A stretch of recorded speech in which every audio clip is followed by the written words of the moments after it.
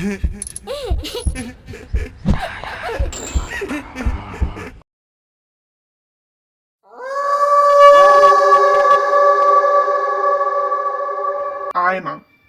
আমাদের দৈনন্দিন জীবনের এক অবিচ্ছেদ্য অংশ। কখনো নিজের চুলকে পরিপাটি করতে, কখনো সাজতে, কিংবা নিছক নিজের মুখ দেখতেই আমরা প্রতিদিন অসংখ্যবার আয়নার সামনে দাঁড়াই। কিন্তু যদি বলি সব আয়না কেবলমাত্র আমাদের প্রতিফলন দেখানোর বস্তু নয়, এমন কিছু অভিশপ্ত আয়না আছে যেগুলো নিজের মধ্যে লুকিয়ে রাখে অন্য এক দুনিয়া, এক অন্ধকার জগৎ যেখান থেকে ফিরে আসা হয়তো আর সম্ভব না। আজকের গল্পটা এরকমই এক অভিশপ্ত আয়নাকে ঘিরে, যে আয়না শুধু প্রতিচ্ছবি দেখায় না, লুকিয়ে রাখে অজানা রহস্য। যে একবার এর ফাঁদে পা দেয় তার জন্য আর ফিরে আসা প্রায় অসম্ভব। ঘটনার সূচনা হয় ভিয়েনা শহরের উপকণ্ঠে অবস্থিত একটি পুরনো কলেজ হোস্টেলকে ঘিরে। শত বছরের পুরনো লাল ইটের দালান, ভাঙ্গাচোরা কাঠের সিঁড়ি আর করিডোরের ম্লান আলো, সব মিলিয়ে জায়গাটা ছিল কিছুটা ভৌতিক। সে বছর নতুন ছাত্রী হিসেবে বিশ্ববিদ্যালয়ে ভর্তি হয়েছিল শান্ত স্বভাবের মেয়ে ইভানা। তাকে থাকতে দেওয়া হয়েছিল হোস্টেলের 327 নম্বর রুমে। ক্লাস শেষে সারাদিন রুমে বসে বই পড়া আর জানালার পাশে বসে কুয়াশাচ্ছন্ন রাতের হাওয়া উপভোগ করা, এই ছিল তার অভ্যাস। তার ঘরে ছিল একটি বিশাল পুরনো আয়না, গাঢ় রঙের কাঠের ফ্রেমে বাঁধানো। ফ্রেমে সময়ের ছাপ পড়ে গিয়েছিল, যেন বহু বছর ধরে অগণিত হাত একে ছুঁয়েছে। আয়নার কাছে হালকা আঁচড় আর দাগ থাকলেও মাঝে মধ্যে মনে হতো ওটার ভেতরের আলোটা অদ্ভুতভাবে প্রতিফলিত হয়। দিনের আলোয় সব স্বাভাবিক মনে হলেও রাতের অন্ধকারে সেই আয়না যেন রহস্যময় ছায়া ছড়িয়ে দিত। শোনা যায় এই রুমের আগের বাসিন্দা হঠাৎ করেই হোস্টেল ছেড়ে চলে গিয়েছিল, আর আয়নাটা সেভাবেই ফেলে রেখে গিয়েছিল।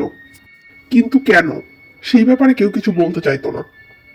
প্রথম কিছুদিন ইভানা আয়নাটাকে খুব একটা গুরুত্ব দেয়নি, কিন্তু একদিন গভীর রাতে যখন সে পড়াশোনায় ব্যস্ত আর হোস্টেলের সবাই ঘুমিয়ে পড়েছে, তখন সে টের পেল অদ্ভুত কিছু ব্যাপার। পড়াশোনার মাঝে হঠাৎ ইভানার চোখ গেল আয়নাটার দিকে। ইভানা পড়ার টেবিল থেকে উঠে ধীরে ধীরে আয়নাটার দিকে এগিয়ে গেল।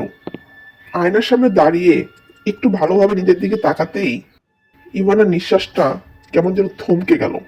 ইভানা লক্ষ্য করলো তার নিজের চোখগুলো স্থির থাকলেও আয়নার ভেতরের তার প্রতিচ্ছবির চোখগুলো নড়ছে, যেন সেটা তার প্রতিফলন নয়, অন্য কিছু। সে চমকে উঠে লাইট জ্বালালো। সব স্বাভাবিক ভাবলো, হয়তো আলো আঁধারির খেলা। কিন্তু এরপর প্রতিদিন রাত বাড়ার সাথে সাথে আয়নায় দেখা যেত ছোটখাটো অস্বাভাবিকতা। কখনো সে লক্ষ্য করত আয়নার ভেতরে তার প্রতিচ্ছবি মুচকি হাসছে, অথচ ইভানা হাসেনি। কখনো দেখেছে আয়নায় তার ঘাড়ের পেছনে কেউ দাঁড়িয়ে আছে, কিন্তু পেছন ফিরে তাকালে কাউকে দেখতে পায়নি। সবচেয়ে ভয়ঙ্কর ছিল আয়নার ভেতর থেকে রাত গভীর হলে ভেসে আসা খচখচ শব্দ, যেন ধারালো নখ দিয়ে কেউ আয়নায় আঁচড় কাটছে। শব্দ শুনে ইভানা আয়নার কাছে গেলেই শব্দ থেমে যেত। ইভানা বুঝতে পারছিল না সে কি নিজে মানসিক ভারসাম্য হারাচ্ছে, নাকি সত্যিই কিছু আছে। কয়েক রাত এভাবে নির্ঘুম কাটানোর পর অবশেষে এক রাতে ইভানা ক্লান্ত শরীরে বিছানায় শুয়ে পড়ল। শোয়ার সাথে সাথে চোখ বন্ধ হয়ে এলো গভীর ঘুমে। স্বপ্নে সে দেখলো নিজেই দাঁড়িয়ে আছে সেই পুরনো আয়নার সামনে। রুমে কোনো আলো নেই, শুধু আয়নাটা অদ্ভুতভাবে জ্বলজ্বল করছে। হঠাৎ আয়নায় থাকা তার প্রতিচ্ছবিটার চোখ লাল হয়ে উঠল, আর সেটা হাসতে শুরু করলো। সেই হাসি ছিল বিকৃত, ভয়ঙ্কর। তারপর হাসি থামিয়ে প্রতিচ্ছবিটা বিড়বিড় করে বলতে লাগলো, ভেতরে এসো। এসো, এখানেই তোমার আসল জায়গা। ইভানা পেছাতে চাইল, কিন্তু তার পা নড়াতে পারল না। প্রতিচ্ছবিটার হাত আয়নার ভিতর থেকে বেরিয়ে এসে বরফ ঠান্ডা আঙুল দিয়ে ইভানার গলা চেপে ধরলো। ঠিক তখনই ঘুম ভেঙে গেল ইভানার।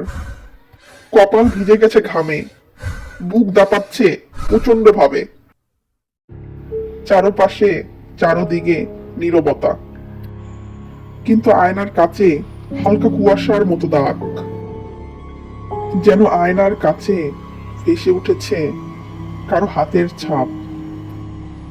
এই ঘটনার কয়েকদিন পরে একদিন গভীর রাতে ইভানা তার টেবিলে বসে পড়ছিল। এমন সময় হঠাৎ করে আয়নার কাছটা ফাটার শব্দ ভেসে এলো। ইভানা অনেক ভয় পেলেও নিজের মনে খানিকটা সাহস সঞ্চার করে ধীরে ধীরে সামনে এগোলো। আয়নাটার সামনে দাঁড়ানোর পর দেখলো আয়নার মাঝে ওর কোনো প্রতিচ্ছবি দেখা যাচ্ছে না, আর আয়নার কাছে হালকা ফাটল ধরেছে। ফাটলের ফাঁক দিয়ে যেন অন্ধকারের ভেতর থেকে কেউ ফিসফিস করছে। ইভানা, তুমি এখনো বাইরে কেন? তোমার আসল জায়গা তো আয়নার ভেতরে। ইভানা চোখ বড় করে তাকিয়ে রইল। ফাটলের ভেতর দিয়ে হঠাৎ অস্পষ্ট এক মুখ দেখা গেল। চোখ দুটো রক্তিম, ঠোঁটের কোণে বিকৃত হাসি।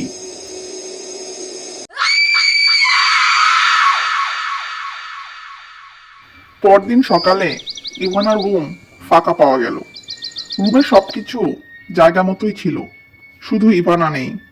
সবচেয়ে অদ্ভুত ব্যাপার হলো আয়নাটা ঝকঝকে পরিষ্কার, কোনো ফাটল নেই, কোনো দাগ নেই, যেন কিছুই ঘটেনি। আয়নার কাছে কেবল এক মুহূর্তের জন্য ভেসে উঠেছিল ইভানার ফ্যাকাশে মুখ। চোখ দুটো কাঁপছিল, ঠোঁট নড়ছিল, যেন সাহায্য চাইছে। পরের মুহূর্তেই প্রতিচ্ছবিটা মিলিয়ে যায়। আয়না আবার একবারে ফাঁকা। কেউ বুঝতে পারলো না ইভানা কি সত্যিই কোথাও হারিয়ে গেছে, নাকি আজীবনের জন্য সেই আয়নার ভেতরে আটকা পড়ে গেছে।